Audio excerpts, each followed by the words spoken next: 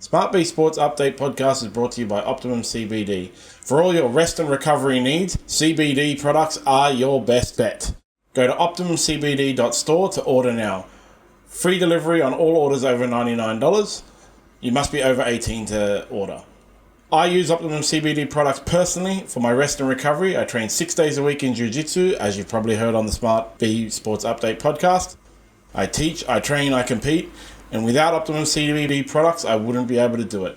Optimum CBD for all your rest and recovery needs. How are you, Dan?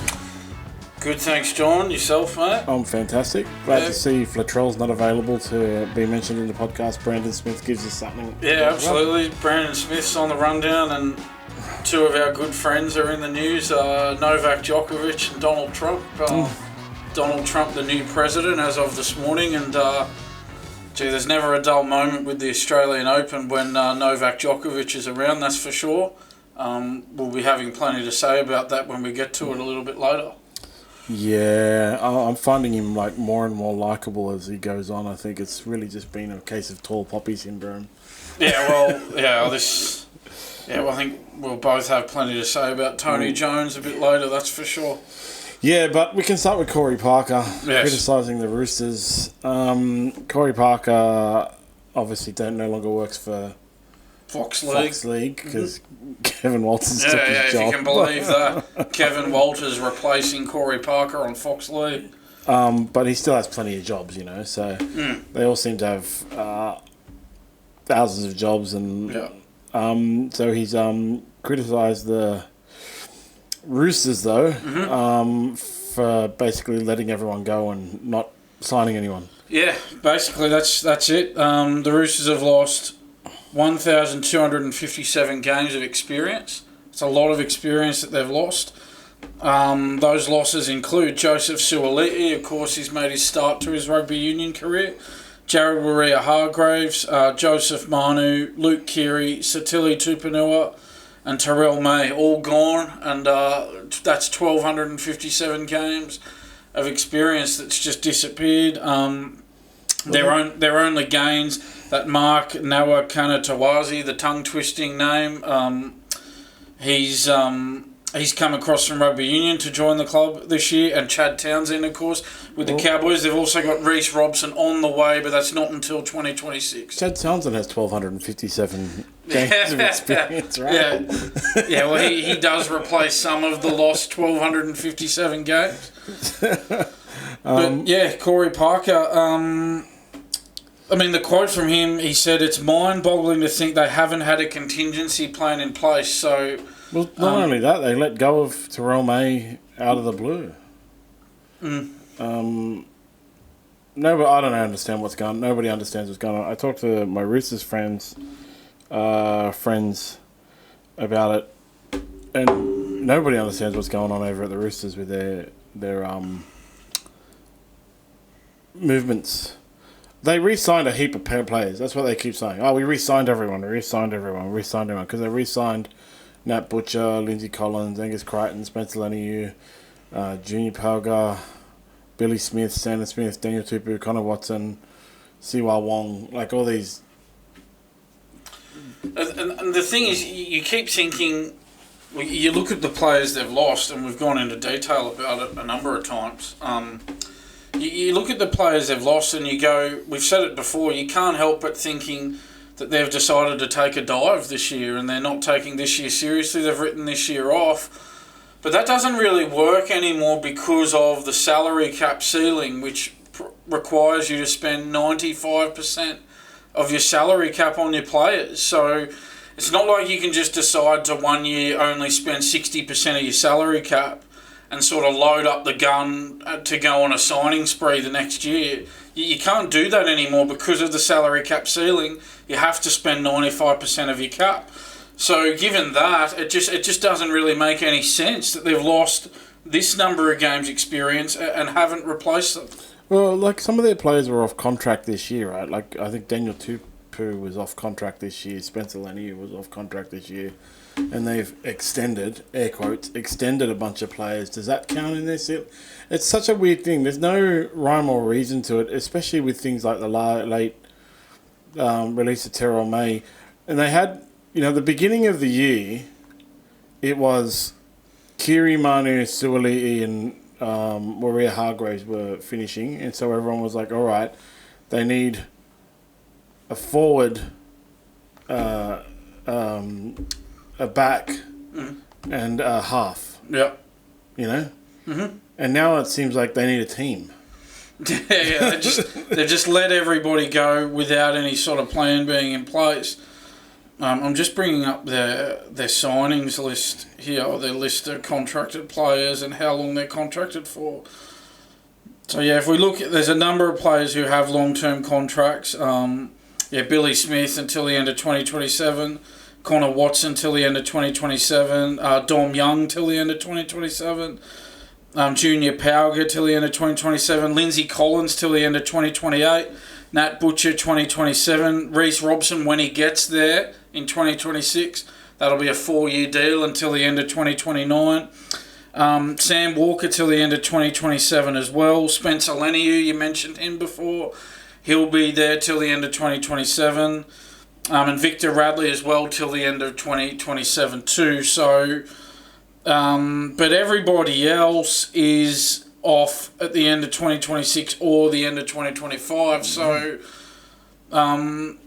there's still a few sort of holes there, and it is hard to work out. And you'd have to think that Trent Robinson, if they don't make the 8, and I think Corey Parker said, a quote from him. He says, "A bold prediction from me: they won't be a part of the semi-final series." So Corey Parker thinks they'll miss the top 8, the Roosters.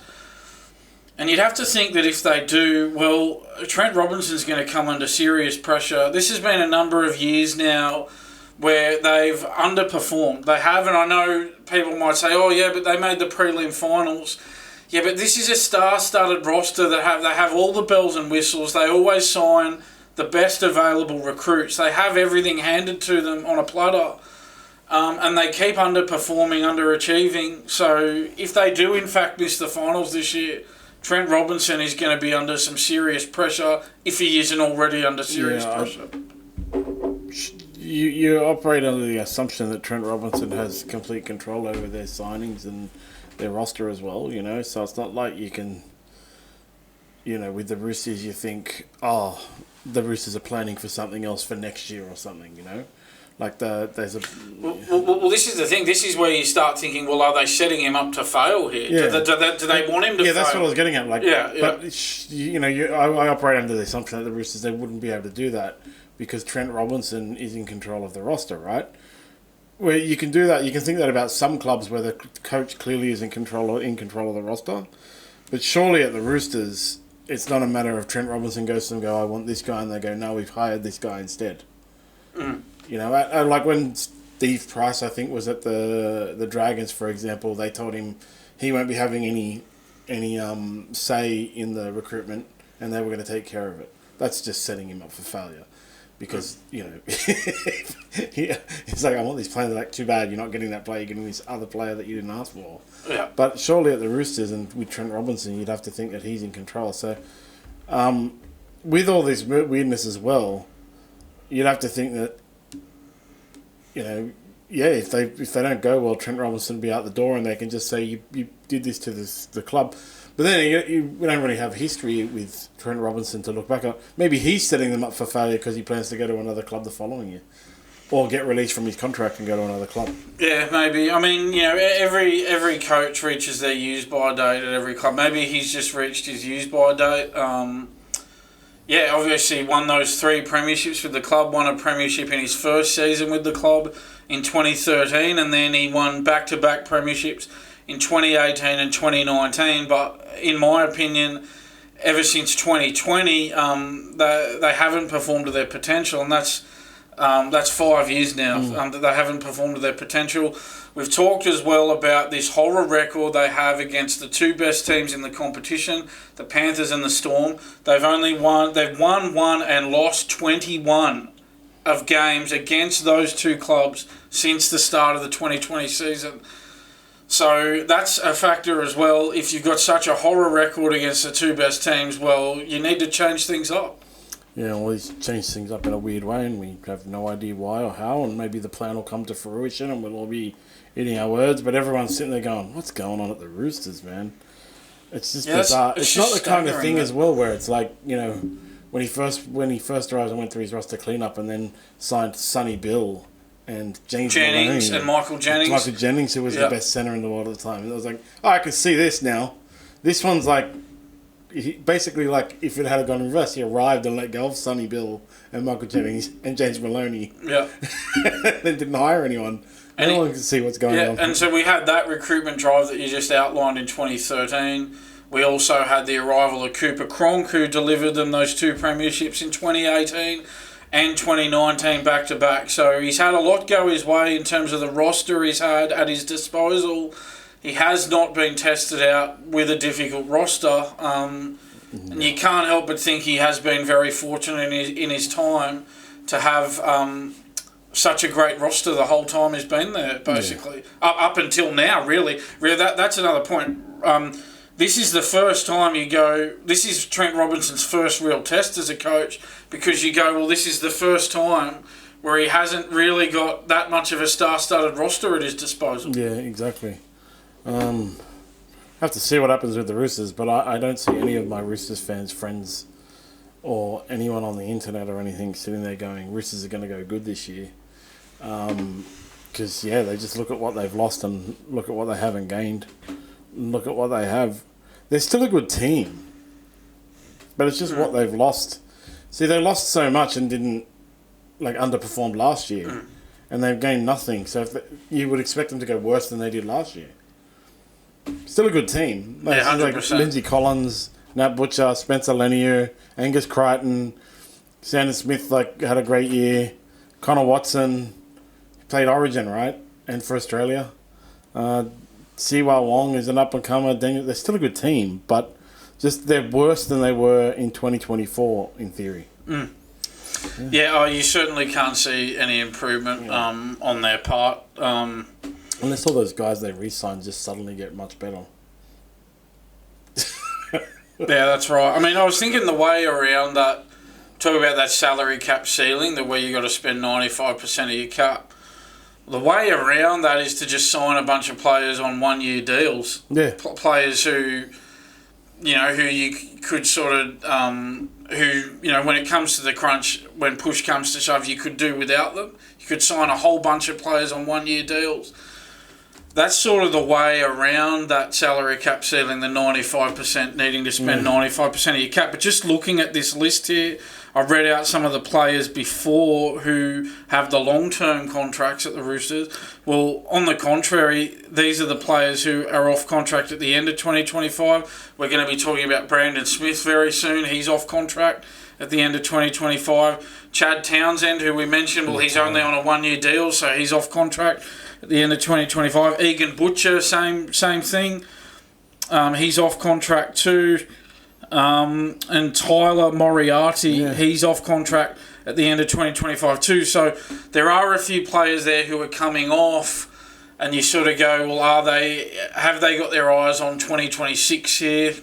There's not enough. Well, it certainly looks like it, even if the salary cap ceiling might limit that to a degree. In those 4 players, there's not enough money to go out and buy a team-changing bunch of players. Well, that's right. That's right. That's the thing now. It takes a long time now to rebuild a roster and revamp a roster. You can't just do it in a year or two anymore. It takes 3 or 4 years of smart forward thinking to get your roster into shape. A lot like what the Bulldogs are putting together at the moment. I think they're playing the long game, and I think they're playing it smart.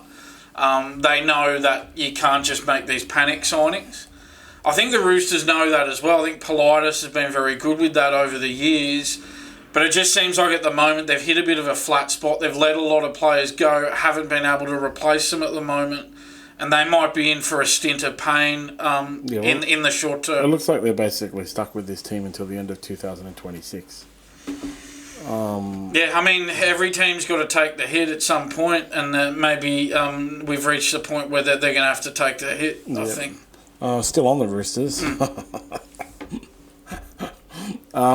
there is a cocaine problem in rugby league. Yes. And Nick Politis has said if anyone at the Roosters gets done for cocaine, he'll kick them out. Mm-hmm.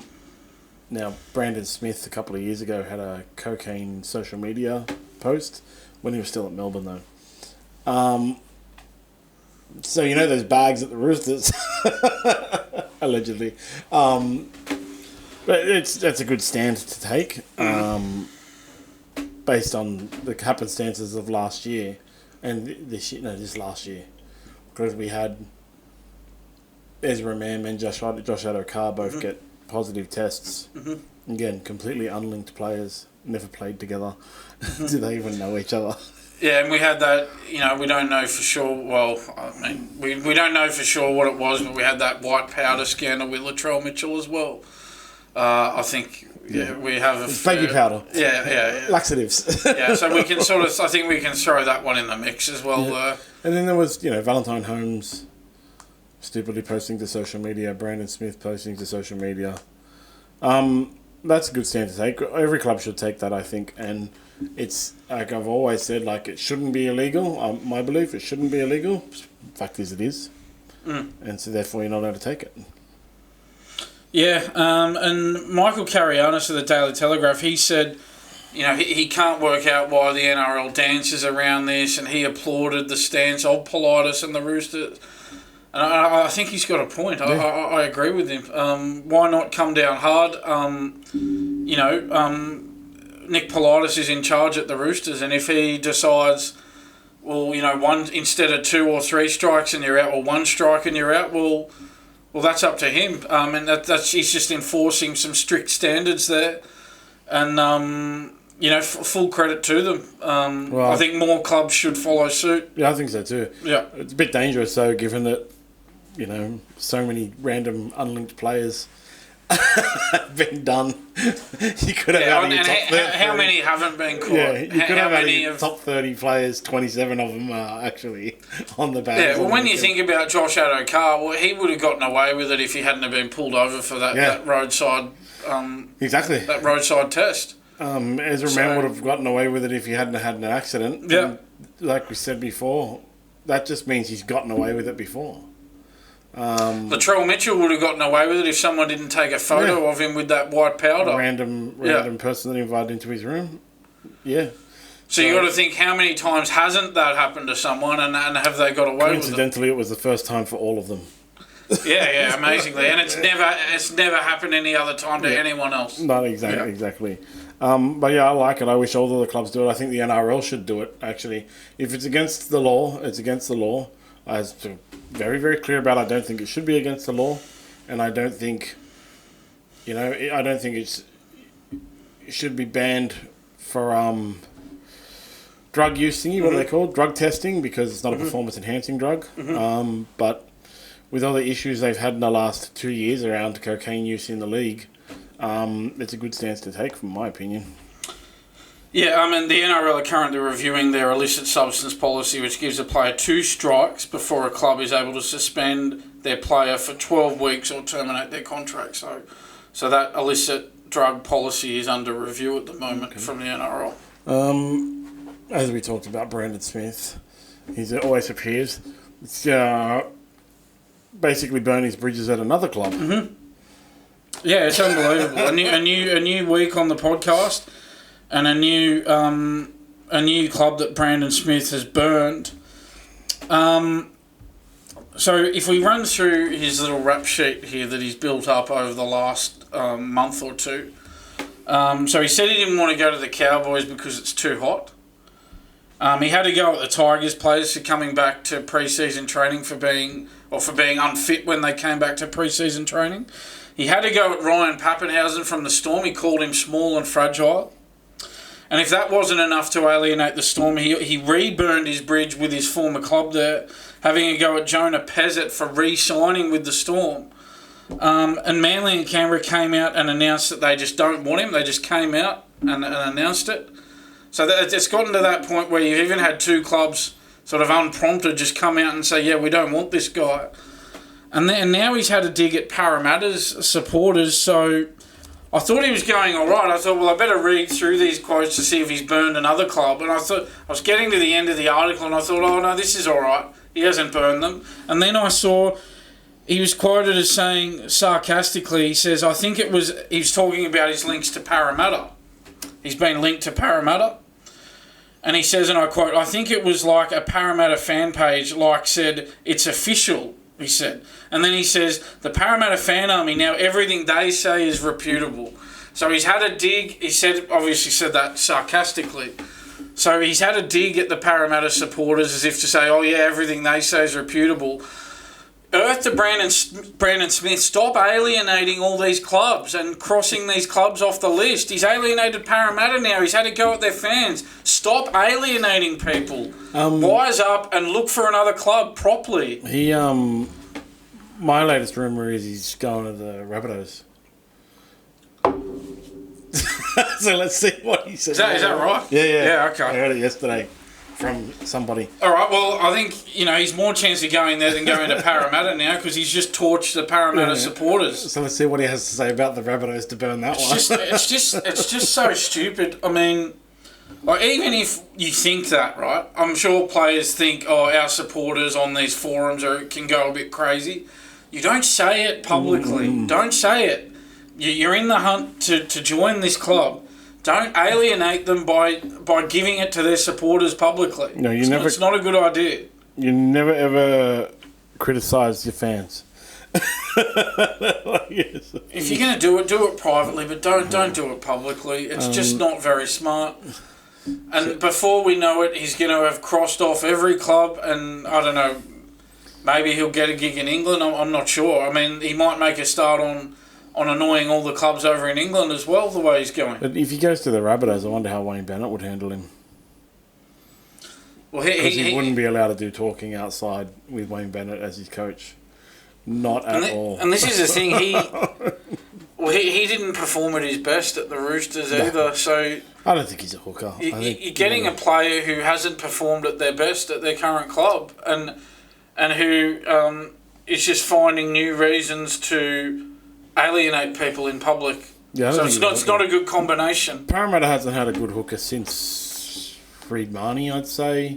And that was even Reid Marnie was not at the levels he's at now.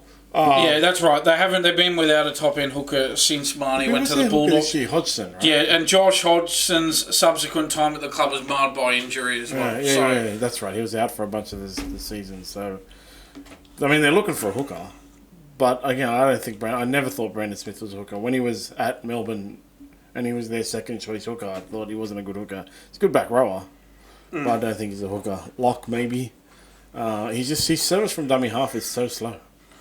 Yeah, well, I mean, the Roosters have certainly moved on from him, signing Reece Robson to that 4-year deal, definitely. Starting in 2026. So now it's up to Brandon Smith to find a new club, and if he keeps alienating clubs all the time, he's going to have great difficulty with that. Well, Parramatta can sign Billy Walters, though.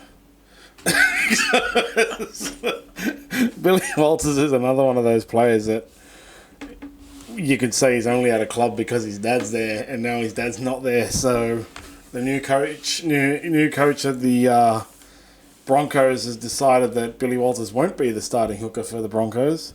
Reportedly he's keen to use Blake Mozer as the starting hooker for the Broncos in 2025. So, this is a real problem for Billy Walters, because even if he did go with Billy Walters to start the season at hooker, well, now that Ezra Mam's going to be back after his 9-game suspension, the plan is to move Ben Hunt to hooker at that time. Yeah. So that's going to be Billy Walters, third hooker. Yeah. So he's not even the first choice hooker.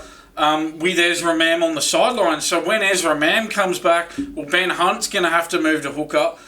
And then, he's really on the outs at that stage, Billy Walters. Yeah. I think the writing was on the wall as soon as they sacked his dad and brought in a new coach. And you'd have to say the writing was done in permanent marker when he made any comment about it. Because if you remember, he made a comment about it. Not only did he make a comment about it, but he quit his role on Triple M Radio in Brisbane because he wasn't happy with what they were saying about his dad at that time. So that's how far he went with it. He quit a job over it. Things going from bad to worse for the Walters clan at the Broncos. But, I think Parramatta needs a hooker. They don't want Brandon Smith. So they can sign Billy Walters. He'd be good for a club at the right price if you could get him cheap. And North Queensland. And if you don't have another option, well, North Queensland, they're looking for one now that Robson will be going. He'd be the sort of player where you go, if we get him cheap, we'll take him while we're looking for someone else. He'd be a good stopgap option somewhere else. And look, maybe it'd be good for Billy Walters to play somewhere else because he's probably sick and tired of people saying, and this is even more of a reason now for people to say, oh, well, you were only in the team because your dad was the coach. Now that your dad's not the coach, you're not in the team anymore. I started with that. Exactly. So case in point, right? So maybe if he does go to another club, it'll be the best thing for him because he can finally shake that tag. His dad won't be involved. He'll just be there on his own merits. Yeah, well, there's only two ways it can go, right? He can go to another club away from the Broncos where he, in theory, or, the assumption or one side of it is that he only got his job anyway because his dad was the coach there, and he can go to another club and show, I deserve to be here. Or he can go to another club and be like, say, Kyle Flanagan, who goes between 28 clubs until his dad comes back. So it's only one or two ways it's going to go. Yeah, that's right. Yeah. And he has to go to another club to find out either way if that's what it is, And we'll never know really until he does go to another club. There are clubs looking for hookers, So yeah. So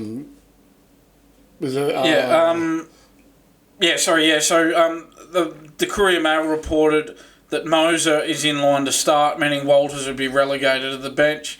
If Walters is still out of a job by the time Mam's back from suspension, well, it would see him dumped to Queensland Cup or searching for a new club. If Michael Maguire's going to run two hookers on the thing either way, because we don't even know if Billy Walters will be his first choice for the bench either. He could start the season in the Queensland Cup. We'll find out. Trials are starting in 3 weeks. Very, very soon, yeah. So, Billy Walters helped the Broncos to that grand final appearance in 2023, but they bombed out last year, finishing 12th. So, you really can't blame Michael Maguire. You go from making the grand final to finishing 12th the following year. Well, things obviously need to change.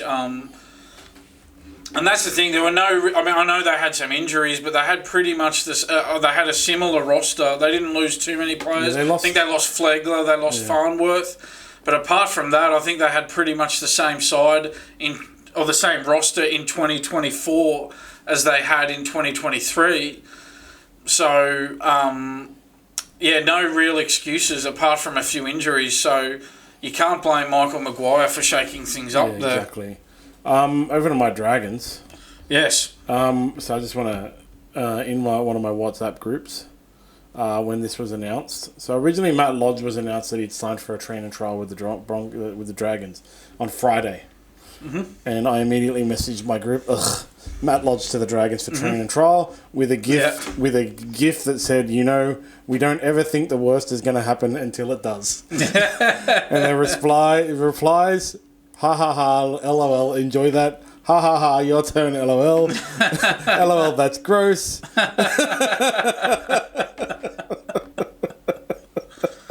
I bet you're happy now that the Dragons deal with Matt Lodge has fallen over. Thank God it fell over because he expected a contract, and they weren't gonna give him a contract. Yeah, the Dragons. He did a medical with the Dragons on Friday. They were happy to give him a train and trial deal worth $1,200 a week, but he wanted a top 30 contract, and as a result, the deal fell over. Yeah, so this guy's played 121 games in 10 years. Started at the West Tigers, missed 3 years playing overseas. Where was he? No. I don't know where he was between 2015. Oh, he had all those problems in 2016 to 2000. Yeah, he did hold a family hostage in America. Yeah, came back and got heavily booed every time he touched the ball and played at the Broncos for 3 years, only playing 65 games. But some missing team time due to injury, but got constantly booed. And then everyone turned around and said maybe he should play State of Origin. Went to New Zealand for 2 years. Went to the Roosters for 2 years. 1 year? No, 2 years. And then to Manly for 2 years. Yeah, so I think what happened was he was at the Tigers in 2014 and 15, and then not long after that, this incident happened in America where he held this family hostage, this terrible incident that he was the instigator of. And then, a bit of time passed after that. He had to sit out for a couple of years. Then he went to the Broncos 2018 to 21, Warriors for a couple of years 21-22, Roosters for a couple of years 22-23, and Manly 23 and 24. Yeah. So he's been around the traps. During that long period, he's ruptured ACL twice as well. So missed heaps of games due to injury. And it's not the... he decided not to re-sign with Manly in November because he thought it was a low ball offer. Good choice, bro. Like seriously, I'll tell you what. If you assault and hold hostage a family in America and get off pretty lightly, you should be thankful to get any contract offer from any club. You shouldn't take anything for granted. He's not in any position to be bargaining with clubs and saying that clubs have made him a low ball offer. No. He's lucky he's still in the game. He's lucky clubs are willing to give him any sort of contract, and he should have taken what was offered to him. And now, as a result, he's ended up with nothing. Well, you have to say since 2015, when he went through that whole thing, it kind of showed he doesn't really make the best choices with his life, does he? Oh yeah, I think I think that would certainly be an understatement. Yeah. This is the thing. And I know Todd Carney. He did more than just the bubbler incident. I get that. Yeah. But Todd Carney was shafted completely. Todd Carney never went as far as to hold a family hostage and assault people. Yep. He had some incidents on the booze that were unsavoury. Yeah, well, you look at his Wikipedia page. Yeah. There's more about. You know what I mean? There's a lot of players out there who did a lot less than what Matt Lodge did, who were shafted completely, and he should have been thankful that for some reason, and I don't know why, but for some reason, after this very unsavoury incident, he's been given a number of chances by the Broncos, then the Warriors, then the Roosters, then Manly. That's 4 clubs who have been willing to take him on. Manly were willing to re-sign him. The Dragons were willing to give him $1,200 a week. All right, you might say for an NRL player that might not be great, but I'll tell you what, there's a lot of people who would want to be on $1,200 a week. It's not complete peanuts. And you're getting to do what you love. And given that he's got a very checkered history, he should have been willing to take that with open arms. Yeah, I think so. It's like I said, I just don't think that guy knows how to make good decisions. No, well, if you make the decision to hold a family hostage and assault somebody, you're probably not going to make... there's probably some other areas of your life where you're not going to make the best decisions either. My biggest disappointment with the whole Matt Lodge thing is that everyone stopped booing him when he started getting the ball, and then they started to say, he could play Origin. I was like, are you guys kidding? 3 weeks ago, every time he touched the ball, you boo him.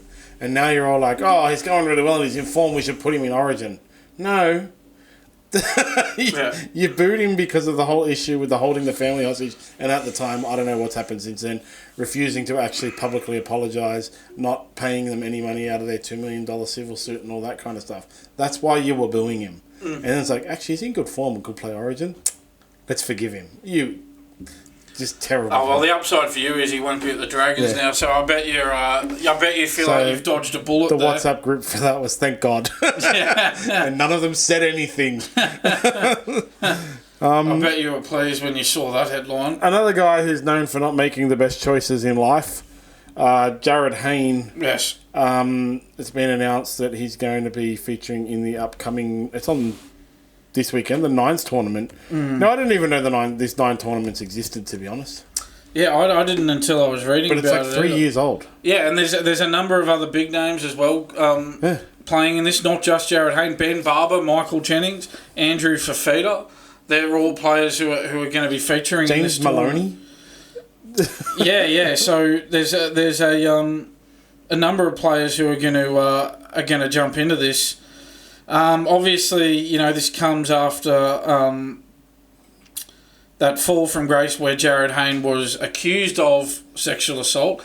I'll point out he was tried 3 times over the incident, which took place on the night of the 2018 Grand Final. The first ended in a hung jury. He was found guilty after the second, but then won an appeal, and then his conviction was quashed in the third trial. So we've got to point that out. The conviction was quashed. So I guess the point to make here is, well, you've got to allow him. You can't stop him from coming back. Yeah. The conviction has been quashed. They were very serious charges and allegations, but the conviction has been quashed.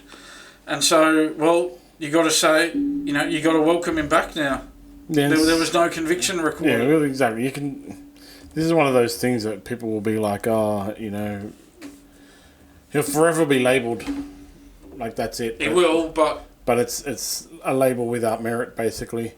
This ninth tournament is bizarre, actually. Like, one of the teams has Andrew and David Fafita in it. United SC.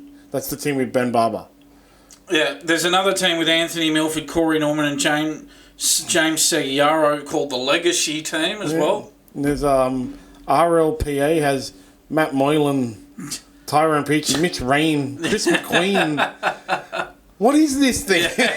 So apparently it's been around for 3 years, and the Sharks, Southern Sharks or something, have won 2 in a row.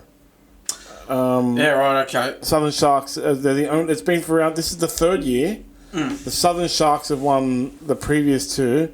I'm getting this from Fox Sports. Southern Sharks key players are James Maloney, Pat Herbert, and Dane Chisholm, and their staff, or I guess coach, but it says staff, is Jeremy Lattimore. What is this thing? Yeah, Matt Bowen, Tyrone Roberts, Sam Cassiano are in a team as well.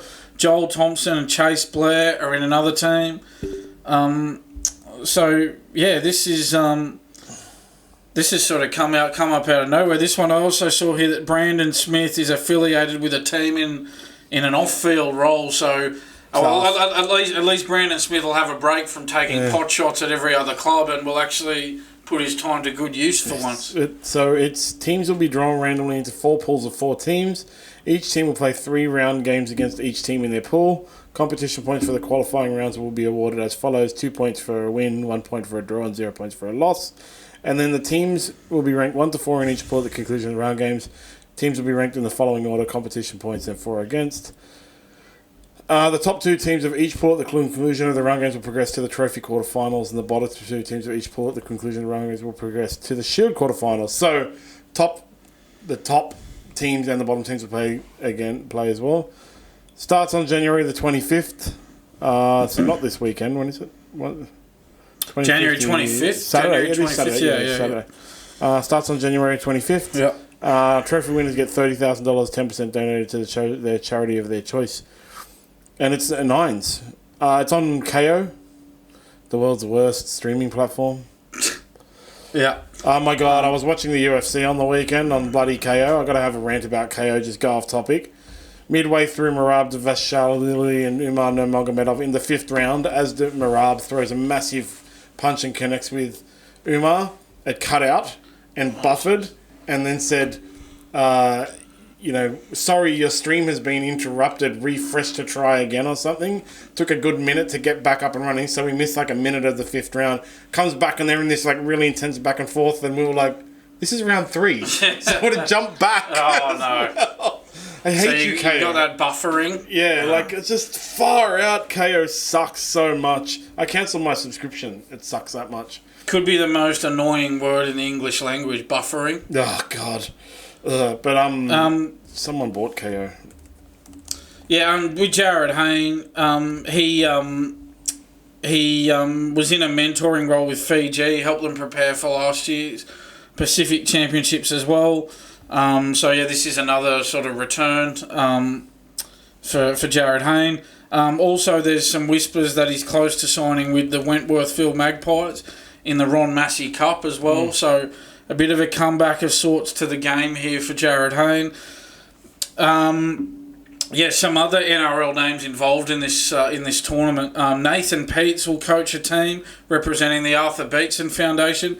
Greg Bird has also been revealed as a coach for another team. Victor Radley as well. He's also going to be in an off-field role as well, along with Brandon Smith. So. Who's that legacy team that you talk about? Alex Glenn, Anthony Milford, Corey Norman, James Seguiaro, Jarryd Beal, Jordan Kahu, Josh Hoffman, Dwayne Dayberg-Muir, Jordan Marshall-King, Adam Blair, and Daniel Vidot. Daniel Vidot, I think he went to the WWE, didn't he, or something like that? Yeah. But this is crazy. Why do I not know about this? Why is it not promoted very much? I think they could have done more to promote it. Yeah. I think a lot of people would watch it.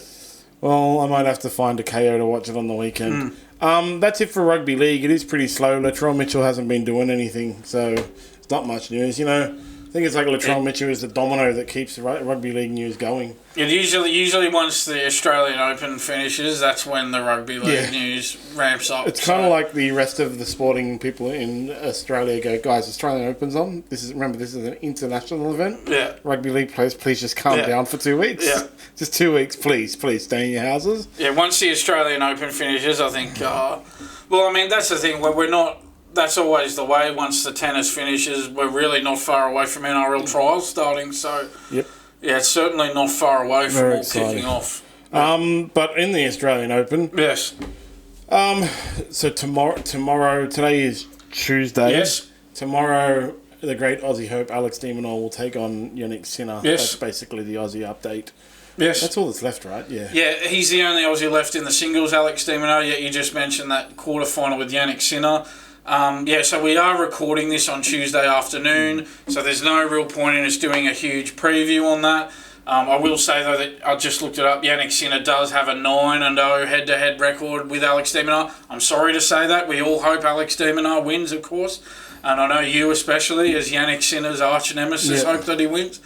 But, the signs aren't good, but hey, he's there. You never know. Anything can happen in sport. Sending Alex de Minaur all my mental steroids. Yes. And if Yannick Sinner wins, it's only because he's on steroids. That's basically what it is. I will also point out as well, as I said, Tuesday afternoon we're recording. The other blockbuster quarterfinal is Novak Djokovic against Carlos Alcaraz, and that will be held on Tuesday night. So we're recording Tuesday afternoon. That'll be held on Tuesday night. So again, no point in us going to detail on the Djokovic-Alcaraz quarterfinal because by the time this goes up, that match may have already happened. They're the only two guys that you would think could beat Yannick Sinner. Probably. And I was reading that apparently it's the first time that Djokovic and Alcaraz have met this early in a major. So before that, the earliest they'd met was a semi.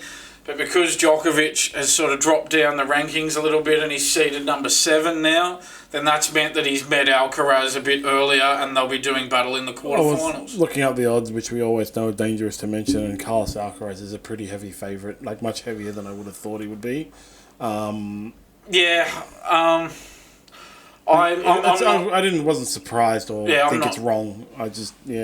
I'm not surprised. I know Djokovic he's done pretty well in this tournament, but he doesn't. And this might be a little segue for us, but he just doesn't look himself at the moment. He looks more agitated than usual. He looks like there's a lot of things, and we're about to talk about this spat that he's had with Channel 9. But there's a lot of things that seem to be sort of simmering under the surface with Djokovic, and he doesn't look himself, and I think that they're right to have Alcaraz as the favourite. All that's left in the men's singles is Paul Zverev, who's actually on right now. Yeah, they're on now, so Djokovic, Alcaraz, Sinner, de Minaur, Shelton, and Sonego. And out of all those names, this game tonight, the Djokovic-Alcaraz, they're the one that you would think, they're the only ones who are going to beat Yannick Sinner. It's going to be Yannick Sinner or Djokovic or Alcaraz, I'd have to say. Zverev will probably beat... Well, Paul is actually winning. That's weird. Tommy Paul's winning the first... Oh, no, it's 5-5. Okay. So they're about to enter it. Anyway, doesn't matter.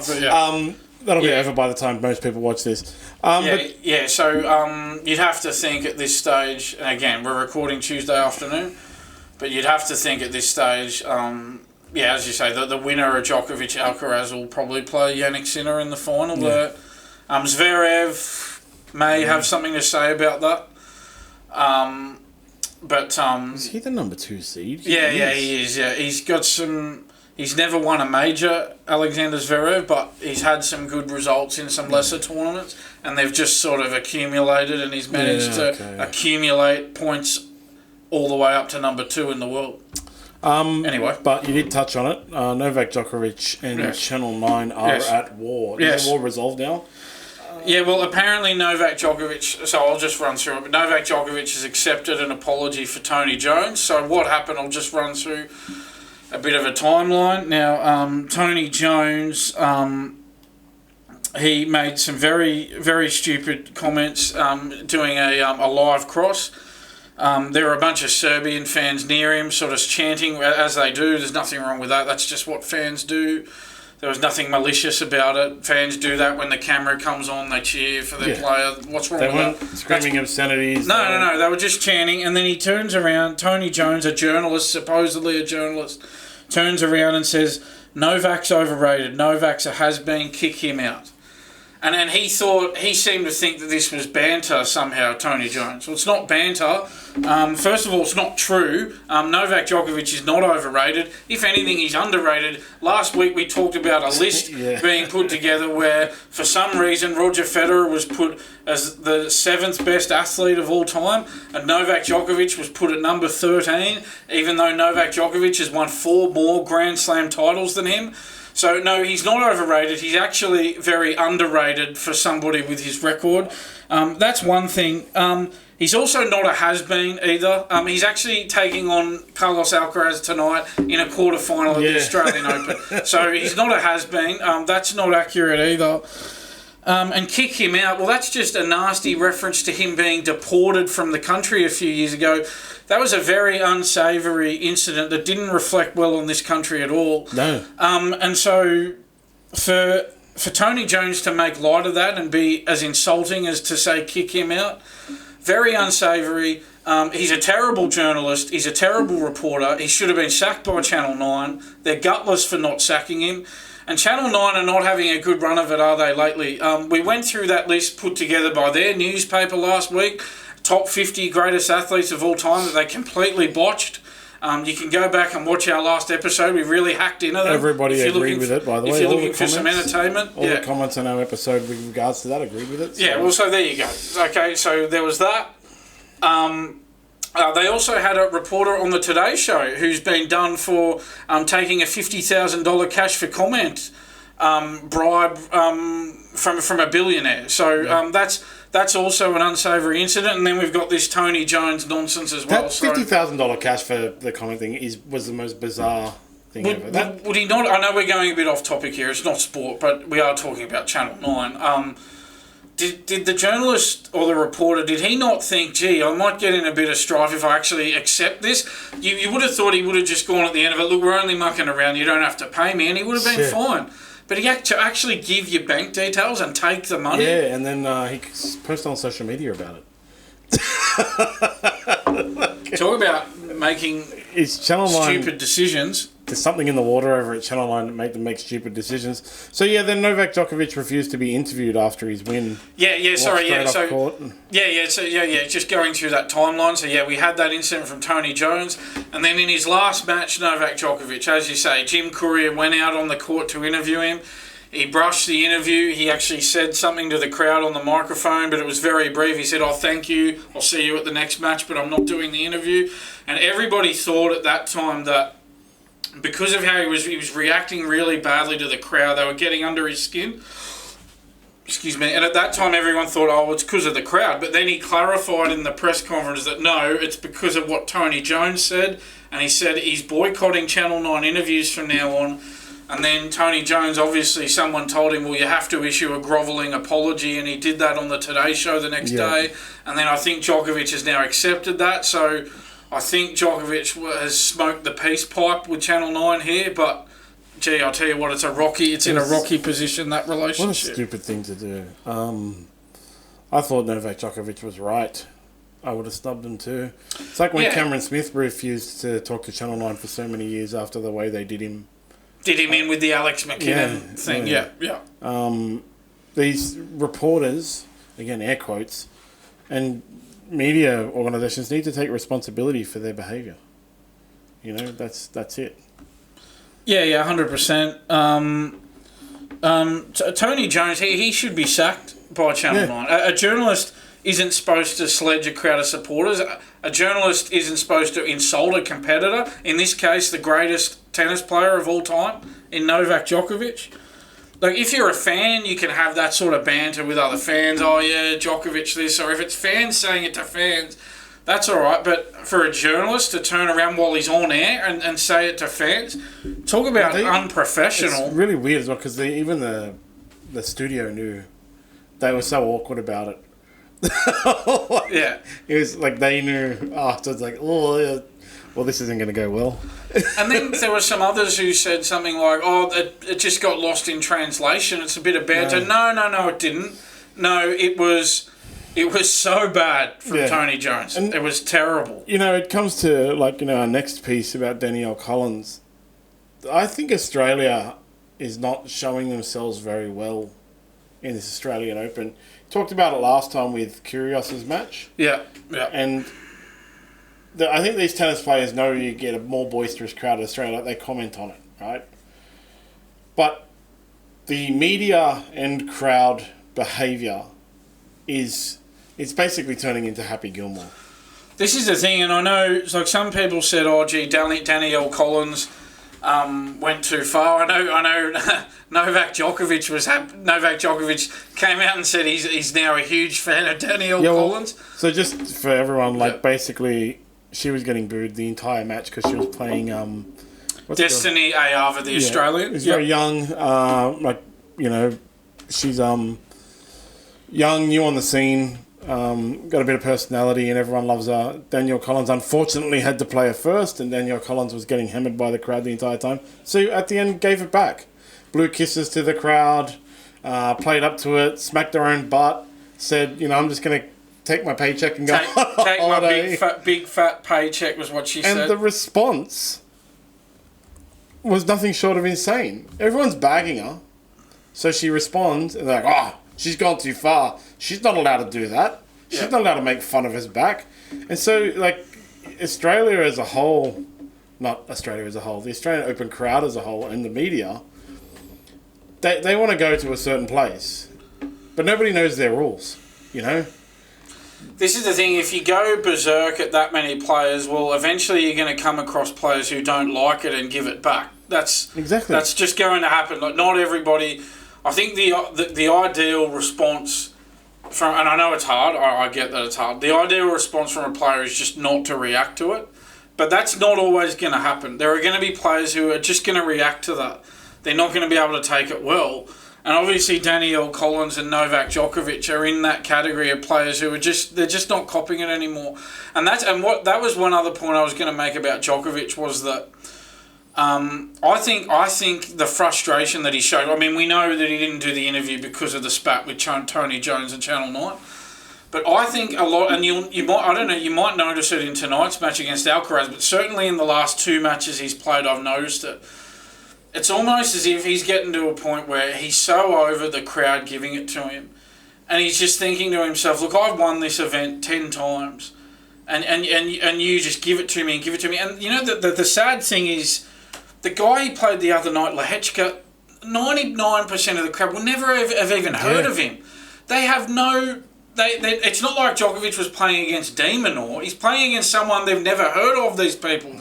But they despise him so much that they were so willing to get behind Lehechka just to spite Djokovic. And I think Djokovic has just got to a point where he's gone, look, I just can't take this anymore. I'm just not copying this from you anymore. I've given so much to this tournament. I've won it 10 times. They all go on about Federer all the time, say how much they love him all the time. And I think Djokovic has just had enough of it. Well, that's what I keep saying. He's becoming more and more likeable to me, because it's for any opinion, you should look at the lowest common denominator for the people who support it. And right now, the lowest common denominator of the people who support hating Novak Djokovic are the Australian fans at the Australian Open. I don't want to be associated with them. Yeah. To me, they're like MAGA supporters or something now. Danielle Collins, in all honesty, this is tennis. Players shouldn't be going back to the crowd and bagging them. If it was boxing or MMA, You know, that's the ones where you have WWE, you have heels and you have faces. They actually have a term for it. A heel is a bad guy and a face is the face of the good guy, face of the thing. So, you know, they have a thing for it. MMA, in all combat sports. Tennis doesn't really have this. I mean, they have people that people hate, but they don't have like a whole personality built around it. Like, you can look at guys in UFC like Colby Covington, who has built a personality about it. Apparently the nicest guy in the world, but in front of the crowd he calls Brazil calls Brazil a dump, says all the people are dirty, filthy animals and stuff like that, because he wants to be hated for personality, because he gets paid more if more people watch him. In tennis, you don't get paid more if more people watch you. You don't get, you don't progress, you don't get better fights, you don't get money for matches, you know. What you get is maybe you'll get wild card to a tournament if you suck. Yeah, if your ranking bombs out, yeah. Maybe you'll get wild card entries, you know, based on the fact that people want to watch it. And yeah, like, I just thought, like, the main thing about Danielle Collins thing is, I just thought the outrage was the worst part, actually. People being outraged at her responding to people bagging her, booing her, you know. What did they really expect? They're like, oh, we're going to bag you, and if you come back, then you're the terrible person.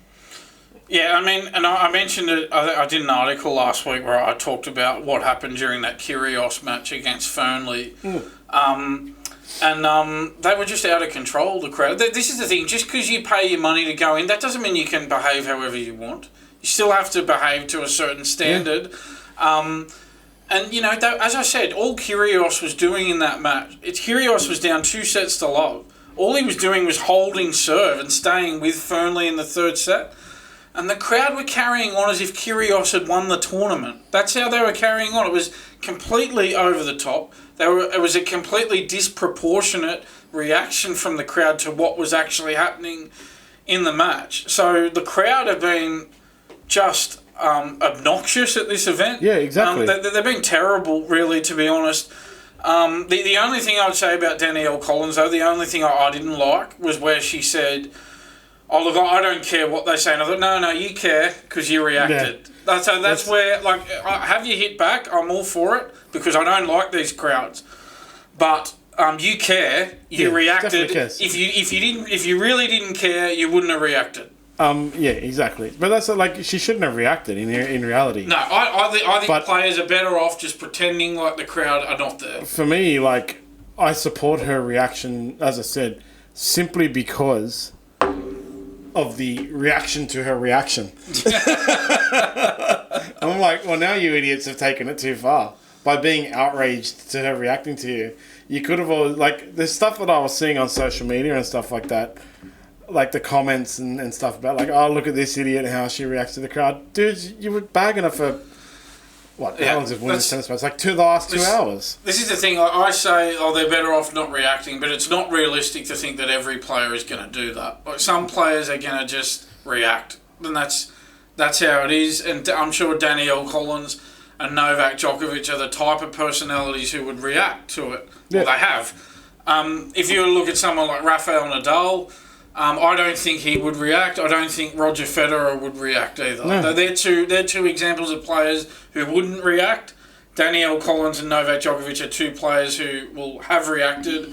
And that's the reality. Not all players are the same. Not all of them are going to be able to restrain themselves into not reacting to this sort of garbage. Yeah, but it's not a tennis. It's not tennis, basically. You know, it's no, that's how you behave in tennis. And I said it in the article.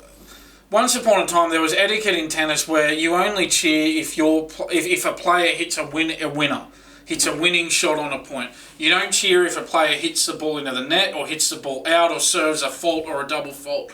But that's coming into it a lot more now, and it's very distasteful. It's not part of the sport. If you want to do that, go watch the rugby league or go watch the cricket. But tennis isn't for you. Go watch MMA. Yeah, go watch MMA. It's like the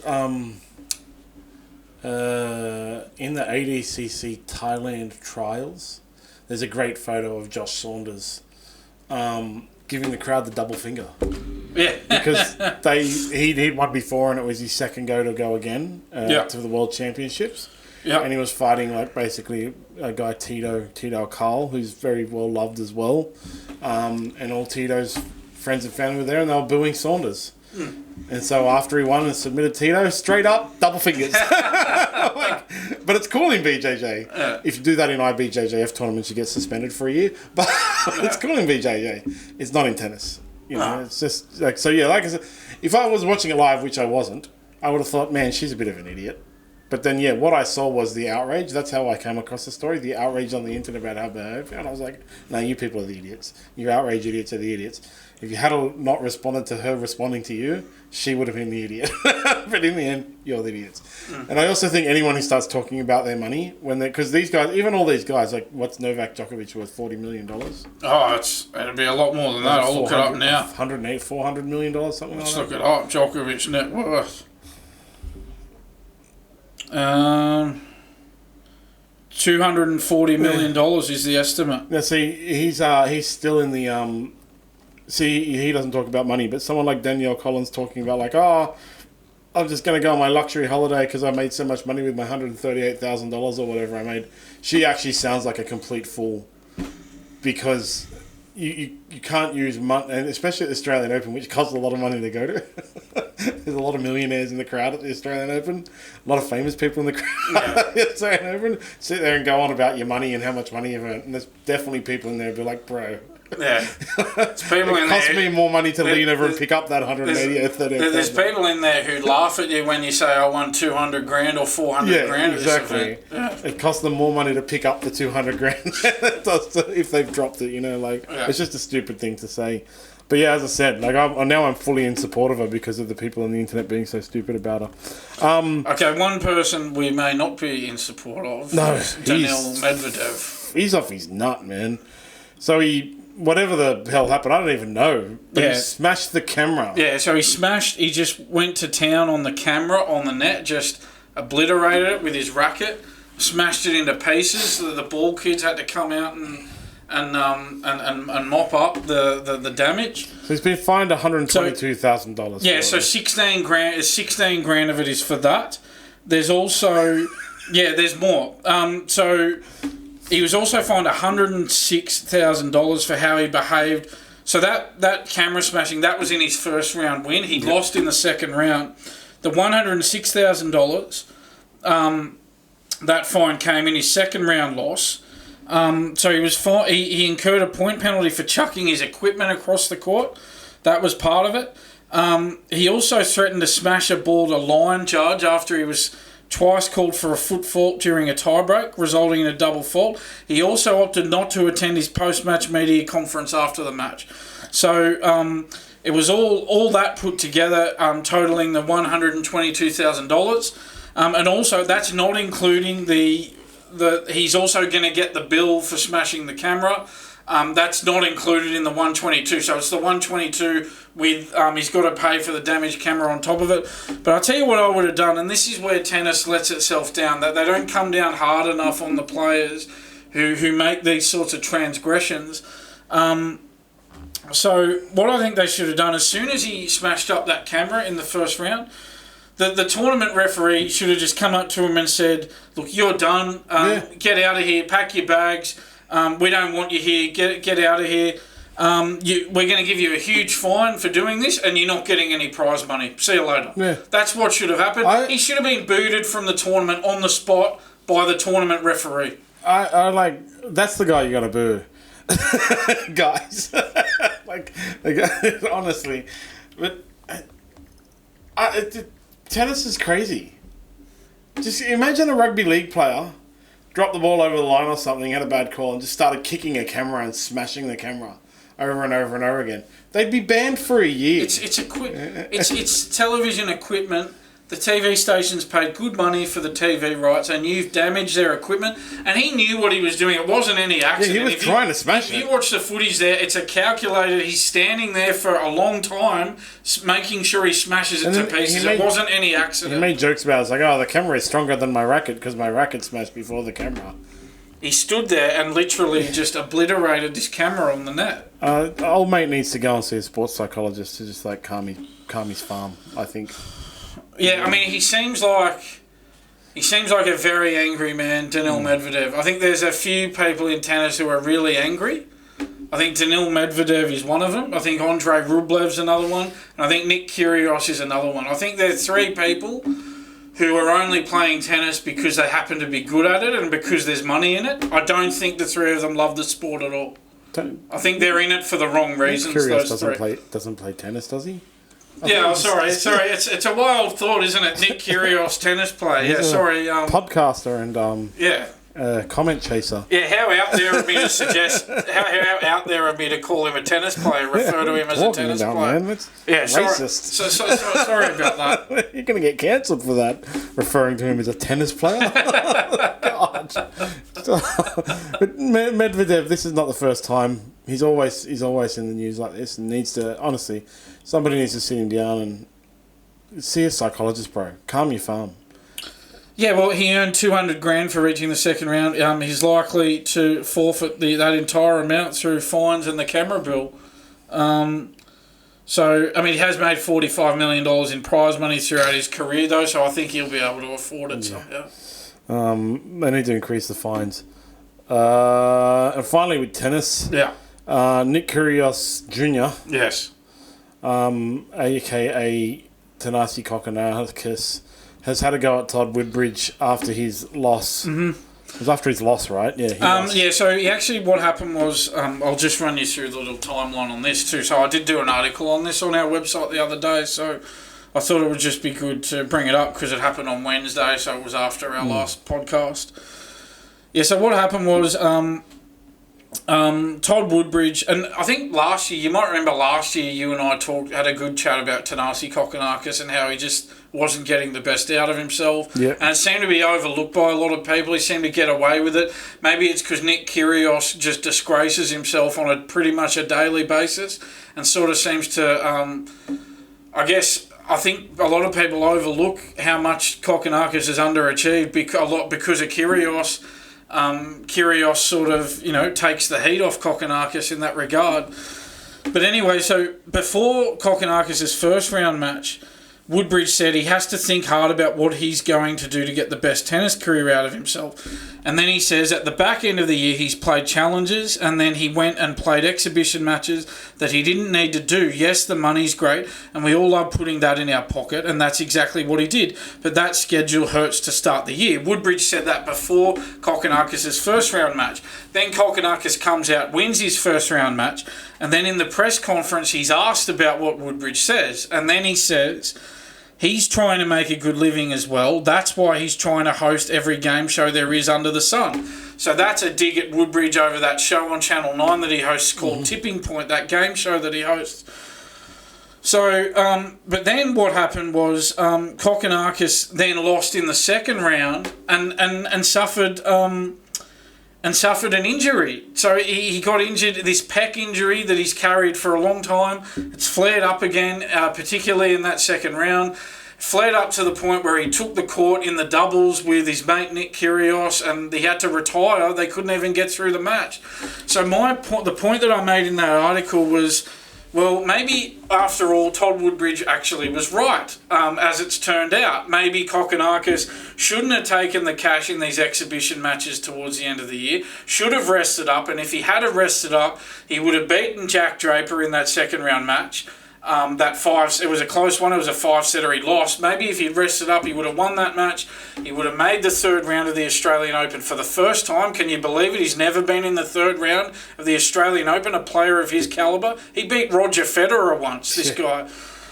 So that's where it sits. Some immaturity from Kokkinakis, sniping at Woodbridge rather than taking what he said on board as he should have. Yeah, did you watch in the doubles? He got a call against him and then Kyrgios had a big tantrum at the umpire and said oh mate, he's injured and he doesn't have to be here. He's here for the fans. No, he's there for the paycheck.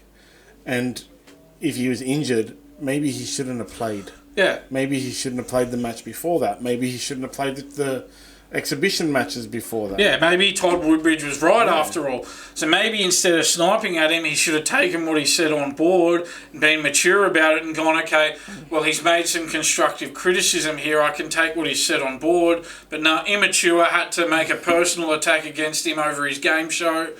And if I made a comparison in the article with Alexander Zverev, who's the world number 2. And so Alexander Zverev, during his first round match, Alexander Zverev came under criticism from John McEnroe in commentary. John McEnroe said, well, if this guy ever wants to win a major, he's never won a major, Zverev. McEnroe said if he ever wants to win a major, he's got to shorten his matches in the early rounds to save petrol in the tank for later in the tournament. And then Zverev came out after one of his matches and said, you know what, I'm getting a bit older now. I need to get through these matches quicker. As if someone had told him what McEnroe... I think they said that after his second round match. So it was as if someone had told him what McEnroe had said and he'd taken it on board and then he'd come out and said it himself. Yeah, I do. I need to do that. So doesn't it show the difference? Alexander Zverev takes constructive criticism in a positive way and he's number 2 in the world. Yet Thanasi Kokkinakis has to make a personal attack against Todd Woodbridge, who made constructive criticism, and look where Thanasi Kokkinakis is now. Well, he's just Nick Kyrgios from Wish. Yeah. Nick Kyrgios got to number 13 in the world without trying. Wasted potential. Yeah. Kokkinakis is just a crappier version of Nick Kyrgios. He could have got much higher if he actually had tried and done it properly. Yes. Australian Open finishes on Sunday. Yes. So next week we'll have the results. Yes. After the end of the Australia-India test matches, all of the Australian players went back and joined the BBL. Yes. So I was quite shocked. I was like, wow, amazing. Awesome. Thanks Australian to players in the BBL. the smart play thing trying to do in daily fantasy sports. I've been paying a lot of attention to the BBL, trying to win smart coins. And there was a bunch of players that rejoined. Steve Smith, one of them. It was super, super annoying on Friday. That was meant to be Sydney Thunder versus Sydney Sixers, and it got rained out. It was like it was terrible weather. Top of the ladder clash, and it was going to decide the ladder leader and stuff, and in the end they both get 1 point. So came, I think, second and third. Yeah. But yeah, now Steve Smith copped an injury in his... I think he had one match in the BBL. Yeah, so he's suffered an injury that has him in an elbow brace. So yeah, it's an elbow injury. I think he suffered the injury fielding in the BBL. So yeah, gee, that's really disappointing. Of course, he's going to captain. He's supposed to be captain of Australia in that 2-test series in Sri Lanka against Sri Lanka. With Pat Cummins sitting that one out. But now we've got this setback where he's got this elbow injury. And we don't know whether he's going to be available for that or not at this stage.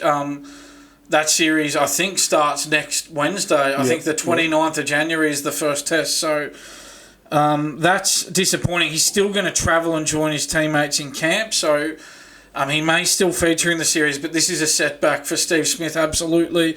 And we might remember he was, unfortunately, very unfortunately, only one run short of 10,000 test runs and got out in that last test against India. Very disappointing for everybody. Everybody on hand knew he only needed one run and he got caught in the slips.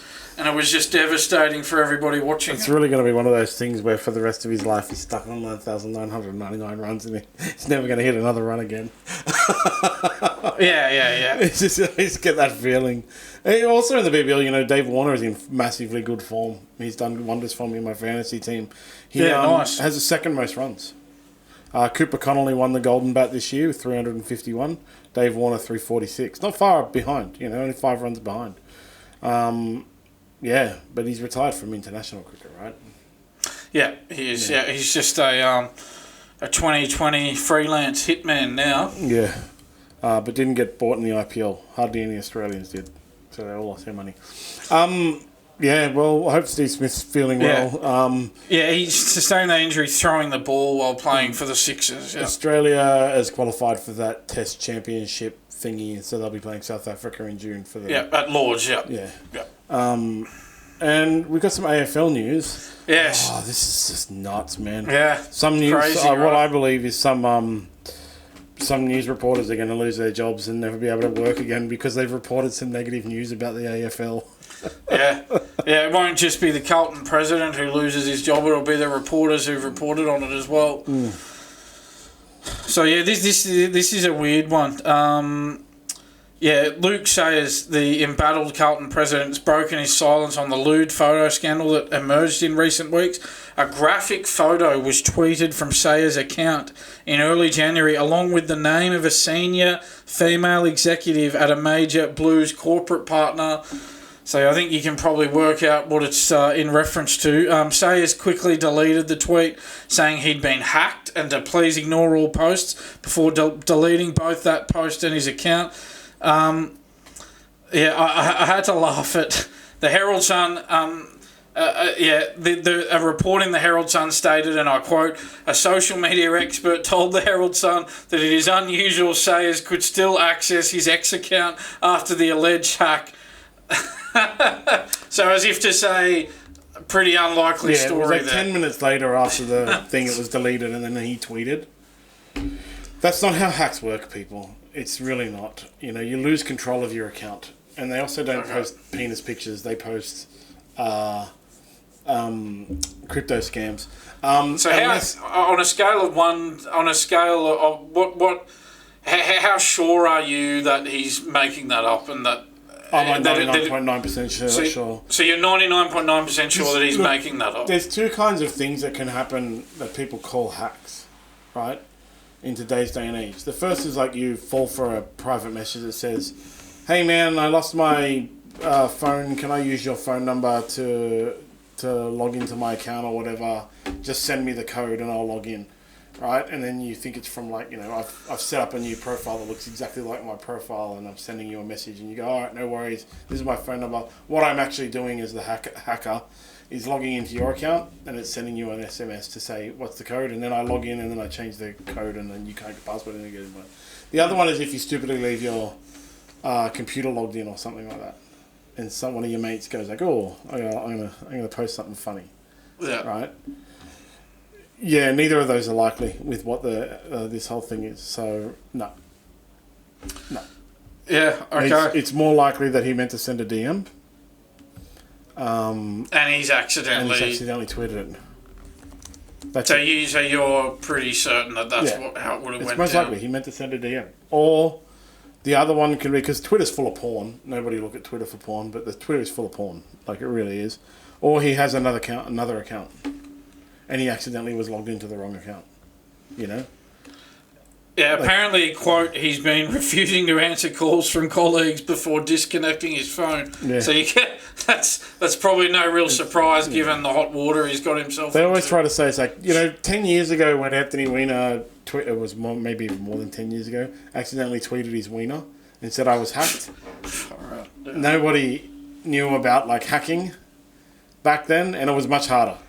Actually, it was actually in the past, because now hacks in the olden days used to be like computer-based, brute force things where you use a program to try and log in 300 times, or just constantly rotating through combinations of letters. Now they're more social engineering based. Old people fall for, "Hey, this is my new account," Yeah. So basically, whenever something like this happens, and some high-profile figure like this says, "Oh, my account was hacked," we basically know that they're making it up. That's not what hackers do. And that their do. account wasn't hacked. That's not what hackers do, man. It's actually not. But you got to think, why? What do they have to gain out of? There's no financial gain in them doing that. Hackers are going to want financial gain, exactly. Right? That's why they turn you into a crypto scammer. Yeah. They start posting about how you've made heaps of money on crypto. If they're going to the effort of hacking, they want financial gain out of it. So I'm sure he'll lose his job. Yes. In other sports, yes. Tiger Woods has made his indoor golf debut. Indoor golf is like lazy man's golf, and golf is not the most.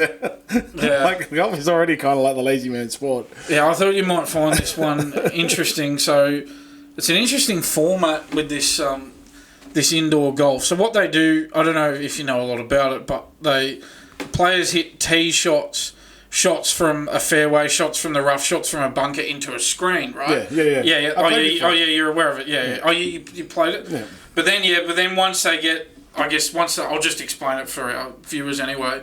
Once that, they keep hitting it into the screen until their ball enters a zone around the green, and then they basically just turn around and they start putting on a real green. Yeah, that's right. So that's how it works. Yeah.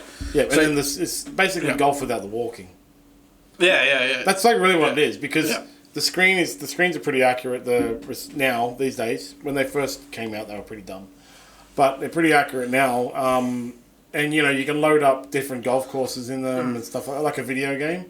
But there's a tee, and you use proper golf clubs, and off you go, and then you go and putt over there, and like, I don't know how you could make. I like golf. I'm terrible at it, like really terrible at it, but I like to play. It's fun time with some friends. You've got a group of 4.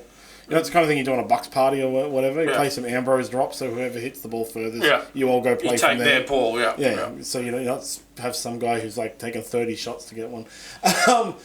And they drive the drinks cart around, and you drink some drinks and stuff, and you fang around in your golf cart. It's a fun time. I don't take it seriously. But from the very first time I ever tried indoor golf, I was like, you're actually really taking away all the fun part. The hitting of the ball is not the fun part, guys. But there's a great in Canterbury Leagues Club now. Yeah, they've added what the place is called upstairs. There's a bar that has the indoor golf, and it also has like batting cages with virtual baseball, virtual tennis, stuff like that. It's really fun. I went there for a Bulldogs event. It's really, really fun. I'm terrible at cricket. I'm terrible at baseball. I'm terrible at tennis. I'm terrible at all of the things. What about golf? Are you any good at golf? I'm so bad at golf, really. But I'm a terrible golfer. I can't swing a club. It's pretty fun in my life. In there because it's in a bar. I can't imagine professional golfers playing indoor golf. But in all seriousness, they could replace golf with indoor golf. If you think about it, they could convert all golf courses to housing and replace golf completely with indoor golf. It's sort of like, is this golf's sort of 50 over cricket moment, and then it's going to just be, and then it morphs into 2020 cricket. So it's like, this is the start for golf. This is the start of the... Like, you don't need golf courses anymore at all. Because indoor golf, as I said, it's exactly the same. You have computer generated... You can make Trump's golf courses and play Trump's golf courses. It's not the same as being outside. You don't have wind. That's obviously a big difference. But they could chuck some fans up. But Tiger Woods playing it is pretty funny. So he played with Kevin Kisner and Max Homer of Jupiter Links Golf Club. They took on Los Angeles Golf Club, a team consisting of Justin Rose, Colin Morikawa, and Sahith Thagala. The final score was Los Angeles 12, Jupiter 1. So unfortunately, Tiger Woods' team got beaten. But he made his debut in a concept that he created along with Rory McIlroy. So they're the creators of this concept, along with some others, obviously. Yeah. And so I'm just reading about it. It's a 250,000 square foot facility at Palm Beach State College. They hit shots at the video screen, and then some real grass, some off-turf bunkers, and with real sand. Yeah, so what they do is they hit their tee shot as if they're hitting off a tee, and then they've got these 3, like a bunker section, a rough section, a fairway section.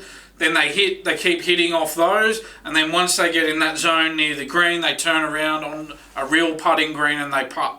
Yeah, they could replace golf. They literally, really could. The only thing that's missing is the wind.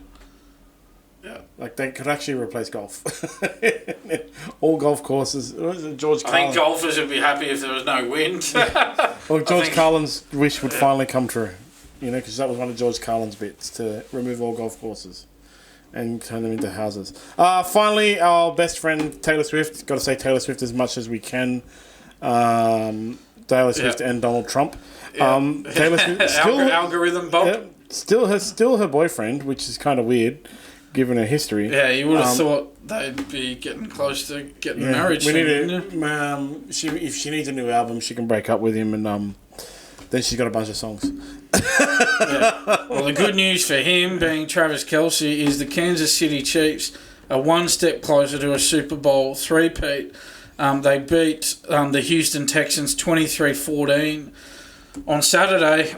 And after the game, one of the reporters asked Kelce. I think Kelce struggled a bit this season. Yes. He's been a bit out of sorts. They blame Taylor Swift. Yeah, they did. But he's come good again, and he came good in this game. And one of the reporters said, "Are you feeling 25 again, Travis?" And he said 22. A reference to a Taylor Swift song. Yeah. So there you go. I didn't actually know that until I looked it up, that one of her songs is called that. My daughter sings it all the time. Oh, there you go. So you were aware of it then? You know who loves Taylor Swift? 9-year-old girls.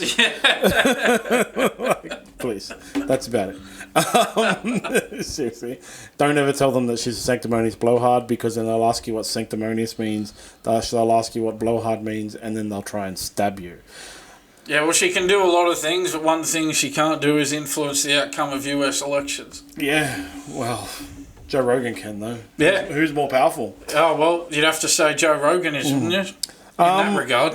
That's it for the week. Yes. We will see you all back next week, hopefully with Alex de Minaur with an Australian Open under his belt. Yes. Very hopeful about that. Smart Play is finishing up with the BBL finals this week, but we will have the NRL and AFL's daily fantasy sports available as soon as those seasons start. It's like no other. Everybody, you play one team, one game only, or as many as you want.